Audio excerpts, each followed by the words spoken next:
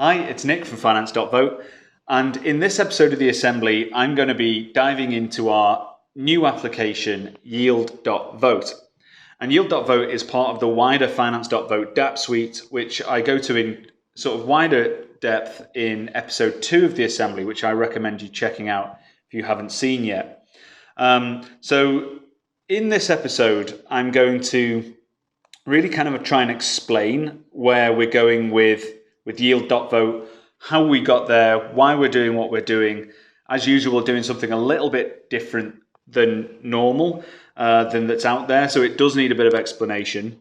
And I want to give you the story of why we're doing it the way we're doing it, the justification for what needs we think we're meeting for the wider DeFi space, why it's a kind of new, interesting token economics primitive, and also some fundamental unpacking of the core principles of what liquidity is, what liquidity mining is, how it fits in with the decentralized exchange space, and we'll give you a preview of the screens of what the application is going to be launching, looking like, and launching in a couple of weeks. So if you're kind of less interested in the kind of theory and background and how everything's going to work, you can skip towards the end of the video, and I'm going to kind of show you the preview of the screens and give you the details of how you're going to submit your liquidity, how you're going to stake your liquidity and earn token rewards. But for those of you who are interested in learning a little bit more about our justification for liquidity mining and why we think it's important in the space, then stick around. So I'm going to start with what liquidity mining is, why it's important, why it's interesting. So it's very simple in the sense that it's an incentive that we give to liquidity providers for providing liquidity. So it's worth unpacking what liquidity is first before we go into this. And liquidity is a kind of financial term, and it comes from you could be defined roughly as the friction or the lack of friction of buying and selling an asset. So remember, we're coming from a traditional finance world to a decentralized financial world. And essentially that means there's new rules for everything. And in the centralized finance world, you would judge the liquidity of an asset on an exchange by its market depth and the spread between the bid and ask prices. So typically in a centralized exchange, you're going to have people trying to buy and sell an asset, and the spread is the distance between the nearest sell offer and the buy offer. And there's normally characters who hang around on centralized exchanges called market makers, whose job it is to close that spread as much as possible to make the market more liquid. So if there's not too much difference between the bid, the sort of highest bid and the lowest ask, then you have a liquid market. And Bitcoin, for example, has just become incredibly liquid market. There's hundreds of billions of dollars traded a day on it, and the spread between the bid and asks is very, very low. And it's so big, in fact, that people like Elon Musk can come in, buy $1.5 billion worth of Bitcoin, which is utterly insane if you were around a few years ago in this space. But what's also interesting is that outside of the Bitcoin space, outside of these centralized venues, there's now the DeFi space.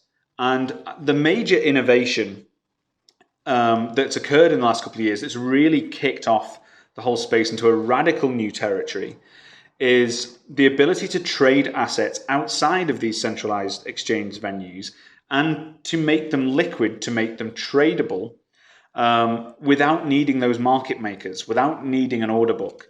And that's largely done on places like Uniswap. So Uniswap, I consider this to be probably peak smart contracts. It's really revolutionized the space. And there's a few interesting things that are going on with this. It's not an incredibly complicated system. It's quite elegant in its simplicity, but it's really revolutionized the game. If you wind back even so much as 8 or 9 months, the DeFi space was kind of dead. And the precursor to all of this kicking off was Uniswap, which is, you'll often hear it called an AMM, which stands for Automated Market Maker. So that if you can think of this as like the decentralized process removes these intermediary stakeholders out of the game. So the game in a centralized exchange is you have these order books and there's market makers in there who are trying to close these spreads, who are trying to make it easy for you to buy and sell an asset. And the AMM contracts that used in Uniswap are simply like maintaining a balance between two tokens. So you have token A and you have token B. I like to think of them like a balance. If you put 10 of tokens A and 10 of tokens B and put more on this side, it tips one way, and that changes the ratio of the price. It changes the cost of one asset relevant to the other. So you get this kind of set point. And the more you put in of token A, so if all of a sudden you put 50 of tokens A in, you start flying up this curve, this kind of 1 over X looking curve, which means that it's called asymptotic. You can never actually hit the price. The price kind of goes to infinity the more tokens you put in. And this is a real revolution. And what happens is you get this kind of interesting cyclical phenomenon where you put tokens A in, it changes the balance. You put tokens B in, it changes the balance again. And you get these kind of new set points, which is kind of the current price of the asset. Now, in an illiquid market, you wouldn't need to put many tokens in before the price starts going to infinity in these things. So what you want is better market depth. The equivalent of the market makers in this game are the liquidity providers. And in order to do that, what they do is they get some of token A and some of token B and put them both in equal measure to what the current ratio is. So we have a decentralized market in Uniswap between Ether and FVT, finance.vote token. And in there, there's a kind of current ratio of the tokens between these two things. You get Ether, you get FVT at the current ratio, submit them in, and you get back an LP token, which is a kind of IOU. It represents your share of the liquidity pool. So at some point, you might want to take your liquidity out, and you just submit your LP tokens and you get your Ether and FVT back. And this is kind of really important for the decentralized space because it allows us to create a liquid market, which means that you can buy potentially a large number of tokens without shifting that balance too radically. So the process is, we want more of these people who are putting equal amounts of tokens in, providing market depth, making it easier for bigger trades. And you do this by, bringing these LPs in or incentivizing them to come in through liquidity mining. So this was a real innovation in the space. I think it was started with synthetics. And, it wasn't long ago, remember in June, somewhere around here, the market was kind of nascent. We're about $50 to $100 million locked in Uniswap, maybe less. And then somewhere around June, Compound started their liquidity mining program. And they give comp tokens to people borrowing and lending assets on their platform. Soon after, the Yearn finance ecosystem started emitting YFI tokens to people who were providing liquidity. And then all of a sudden, this game arrived of, hold on, and this is kind of collective awakening that we should pay LPs in these tokens to provide liquidity. It brings in money to the space. It makes the tokens more tradable. It's a great thing to do. And somewhere around August, there was a kind of huge boom in DeFi tokens. There was lots of stuff going on. I think this was the process where sort of Uniswap, I think it was post YFI, all of these liquidity mining games started around the place, and there was a huge bump in Uniswap liquidity for people purely collecting fees. Somewhere around here, there was a bit of a drop off, and that happened when SushiSwap turned up. And SushiSwap turned up, and it's a fork of Uniswap, but they gave the people in these pools sushi tokens. to do it. It's basically straight copy of Uniswap and all the TVL left. Now, somewhere a month or two later, Uniswap decided to get into this game. They released their Uni tokens. They were going to do anyway, but I think it might have sped them up a little bit. They turned on the liquidity incentives, and they went from sub $1 billion to up to nearly $4 billion in TVL, purely by incentivizing LPs to come and lock their money up.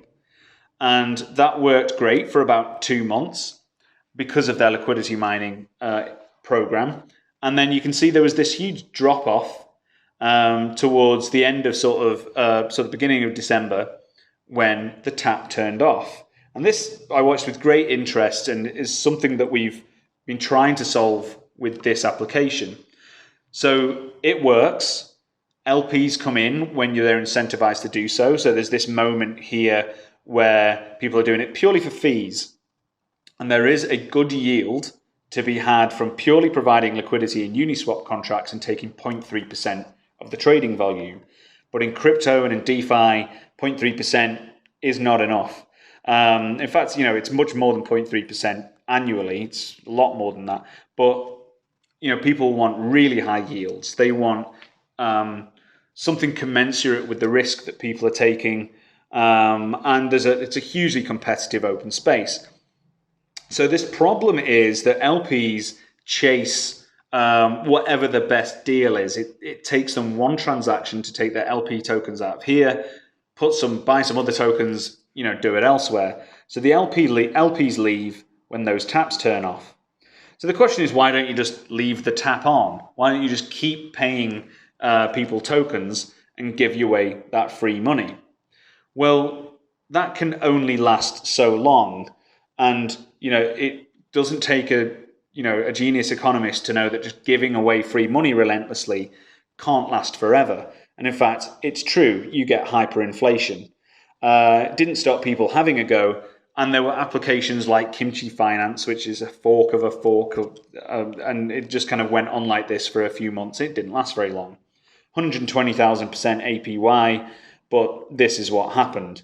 All of those tokens get given away, and it becomes a kind of race to who can sell them into the market quick enough. And it doesn't really end very well. So, the liquidity mining game, it started with Ampleforth potentially, and you can see the impact here. Ampleforth had $7,000 of liquidity in May. They got up to $100 million of liquidity purely by using their Giza contracts, which are kind of an innovative version of this, but it shows you that there was some interesting ideas coming around. The other side of this is, and I think the Uniswap case is of real interest. I advise you to go and have a read of their governance forum. Get into the governance forums. They're always interesting to look at. And you can see that their liquidity mining program was give 2.5 million Uni tokens per month for 2 months to these contracts, to these liquidity providers for Bitcoin, USDC, USDT, and DAI. So the stable coins of Bitcoin. It worked brilliantly. It brought up their TVL by the billions, but they all sort of ran off. And there's still a 4-month conversation going on about what to do next. Should we turn the tap back on? Should we not? And there's a kind of really interesting governance call that happened. I didn't go to it myself, but there's tweets out there of people who watched it. And, it was the unofficial community call. It was nothing sponsored by Uniswap, but there were people talking about what to do about this LP thing. And, it didn't take long. 15 minutes in, and we're starting to think DAOs are a bad idea. And someone's saying here, this cause basically devolved to the point where lonely people want to hear themselves speak. Now, this happens in all organizations. Meetings proliferate, decisions aren't made, people just talk, bike shedding happens, this process of just talking about pointless stuff, decisions aren't moving away. And this is where the governance space is going next. And I think, how do you get to this point where you make kind of complex monetary policy decisions about these decentralized systems, but do it through token voting and do it without requiring a small group of people to get on a Zoom call and solve it all? And that's very much the problem we're trying to solve with a bunch of our applications in the dApp suite. So we ended up with a bunch of design goals for this system. Now, the headlines of these are, we want to bring LPs into our system because we want more market depth. We want the ability for people to make bigger trades in our market. We want to raise market volume. It does drive interest to these tokens, but it does come at a cost. It comes at a cost of the inflation of FVT to token holders. Now, that's fine if those people are holders. They're not trying to dump those tokens into the market straight away. So the idea is that we want to build a sustainable liquidity pool, as in one that doesn't have this big drop-off moment and starts to aggregate progressive market depth over a prolonged period of time. The other side of it is we want to give our FVT holders power over the monetary policy. We want to break that 4-month deadlock thing around what happens next, what happens when the tap turns off. Well, in our game, the tap always stays on. We just give you the dial to decide how much it stays on and for how often. So we're trying to give real power to the FVT holders, and we use an interesting mechanism for actually perpetually permalocking some of those tokens into the Uniswap contracts, and we do that by promoting people or providing the right economic incentive for people to burn LP tokens. Sounds kind of crazy, but it's an economic cost. There's other platforms, DeFi platforms, collect that money. We're not collecting it. It's going into the market and staying in the market. And what it does is imply that the LPs have skin in the game. It's not free money. There's a cost to it. So this was the design paradigm. This is what we wanted to meet. We wanted to create a situation where people are staking this. It's not costless. It's sustainable, and it's manageable by token-weighted voting. And the book Radical Markets was hugely influential to us and myself. And in that is quadratic voting as an idea. And I've done a lot of research in quadratic voting. We use it elsewhere in the dApp suite. And buried in this book, well, not buried, it's kind of front and center of this book, is this idea of a Harberger tax. This was released in a super interesting paper, which I found really illuminating at the time. And it's this idea that we should shift the idea of private property to something more like partial common ownership. So it's much more sort of collectivist idea of property, that there is a commons and that land is part of that.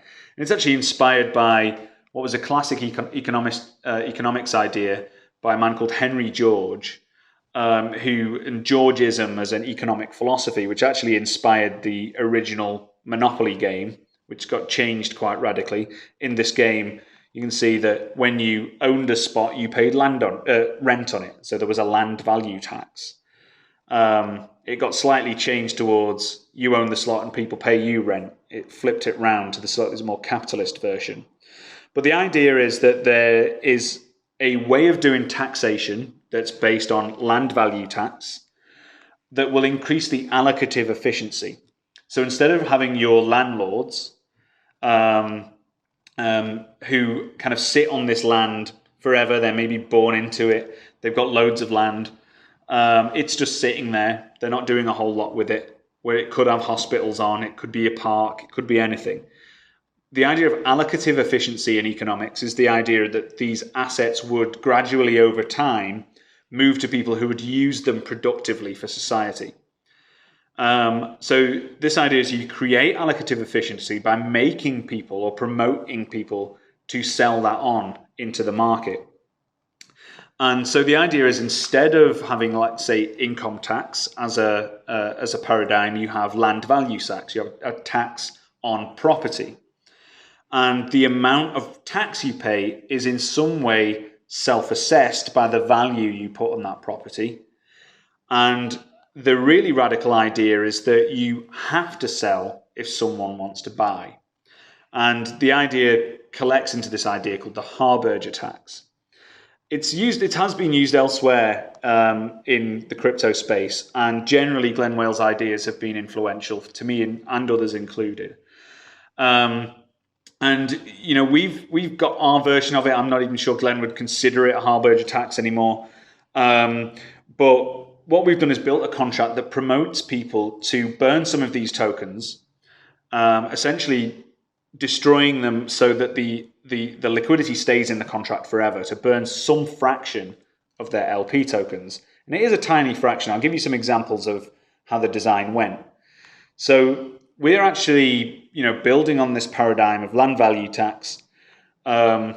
We have an emission rate. So there's a pot of tokens each month, say, or in each pulse, as we're going to call them, that is emitted to token holders. Classic liquidity mining with a few twists. In our case, let's say there's 4 slots.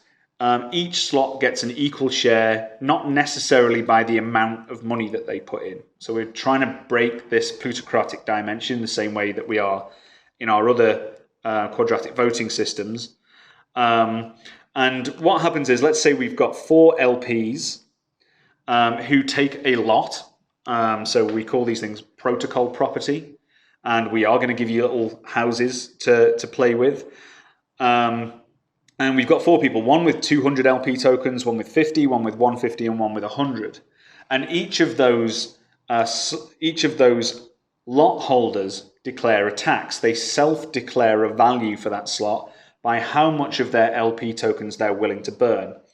And in our case, it's done in Wei per block, which is like it's like the Satoshi of Ethereum. It's 10 to the minus 18 zeros. It's actually a super small amount of money. So you say, I will burn 60 Wei per block. And remember, when you send a transaction, you might send 30 G Wei, which is 10 to the 9. So it's a million of these tokens. So it's a small amount of money, potentially, as it starts. But it creates this game whereby, let's say the slots are full in this case, and all 4 slots are here holding these properties, and the size of the properties are determined by deposit size. You have 75 LP tokens, and there's someone there with 50. In order to take that slot, you would submit a transaction to say, I've got 75 LP tokens, and I'm willing to pay a higher tax than you. So this person's paying 5. I'm going to pay 50. And I'm going to deposit 75, and I will essentially occupy that slot and evict you out of it. So I'm buying that slot from you. So this is a kind of realization of the Harberger tax, which, in the real world is so unlikely to ever happen. The idea of moving away from this idea of private property is kind of so radical that it's very unlikely to see the real world. It might do if we get some real models of it, but it can happen in the crypto space. It can happen with digital assets, and that's what we're going to do. So in this case, this person has been exited from their lot, but they leave with the tokens that they have earned in that period for how many blocks. So let's say it's 400 tokens a block spread between all these participants. And if they've held it for, 2,000 blocks or something like that, they come out with some burn on their assets, probably a small amount to start with, and an allocation of FVT for the process. So that's kind of how it works. The other dimension is that we don't give a fixed amount out in every block. The block reward drops throughout a pulse, which we've set at a month to start with, and it drops off quadratically, drops off in this line. So there's this kind of interesting price discovery game that's working in this, and people need to make a judgment based on the amount of tokens they're getting and the value of the tokens in the market and the value that they express of holding those liquidity tokens and how much they're willing to burn. So there's an interesting dynamic here.